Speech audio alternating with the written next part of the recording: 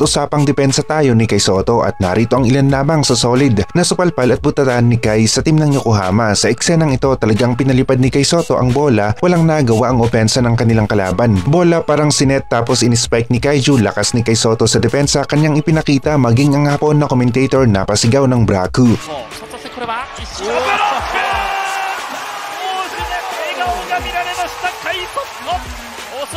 Dumiskarte pa nga ang kalabang team ni Kai Sotto sa play na ito. Pumoste laban kay Kai pero maganda ang unang depensa ni Kai Sotto. Mintis ang tira ng kalaban, rebound sa kalaban pa rin. Hindi nakuha ng kasama ni Kai at sa pagkakataong ito Kai Sotto bumanat ng isang malakasang block, talsik ang bola, nakuha ng Yokohama. Minama si Kai Sotto dito pero hindi nagpatinag, matigas ang depensa ni Kai sa pagkakataong ito laban sa malapad na import. Na block ni Kai ang attempt ng import na tumira, nakuha pa nila ang bola. Pagkakataon ng Yokohama na maka-score habang ang kalaban naman ay nawalan ng tsansa para madagdagan ang kanilang puntos at dito nagsisimula ang lamang ng isang team good defense na nauuwi sa good offense. Isa na namang block ang binigay ni Kai dito. Naghalimaw si Kai sa pagsupalpal sa mga players ng isang team at sa game na ito parang ang malasakuragi ang depensa, great wall sa loob ng paint itong si Kaiju. Sinubukan na postehan si Kaiju dito pero Kai Sotto malakas ang tuhod, kumain ng balot, tumba ang umatake sa kanyang depensa, isang block at nakuha pa ni Kai ang bola. Talagang solid na solid ang depensa na ipinakita ni Kai sa game na ito. Sa sumunod na eksena ay pa-euro step pa nga ang opensa pero Kai Sotto nasa loob na ng paint. Malawak ang saklaw ng depensa, butata inabot ng kanyang binabantayan dito. Isang great wall, taas kamay lang ang ginamit ni Kai Sotto, hirap na hirap ang import sa pag-atake sa depensa ni Kai at pagdating talaga sa loob ng paint ay maaasahan nga itong si Kaiju sa depensa. Nagawa namang mahabol ni Kai ang tira ng kalaban dito, nagbigay ng pressure sa depensa kaya ang resulta hindi na tumama sa ring ang bola, nakuha pa ng Yokohama ang bola. Sa ipinapakita nga ni Kai maging sa depensa ay hindi nga malayo na maging dominant siya dito sa Asia. Dito naman huling-huli ang opensa ng kanilang kalaban at hindi na kailangan na sumabit pa ang kakampi ni Kai dito dahil pagdating sa loob ng paint ay halos malabo na maiskuran nga itong si Kai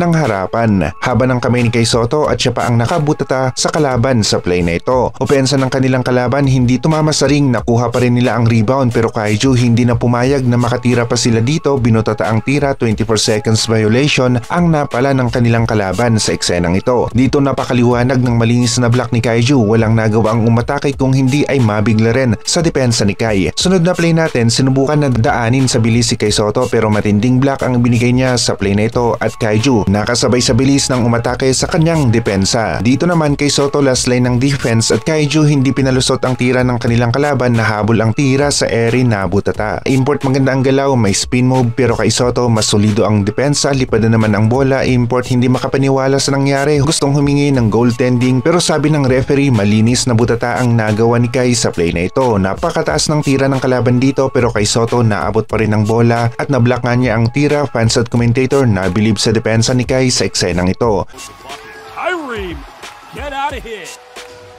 Togashi umatake pero Kai Sotto mabilis ang kamay. Supalpal ang attempt ni Togashi, tagumpay na naman ang depensa ni Kai sa play na ito. Defensive play ni Kaiju sa loob ng paint, maaasahan nga rin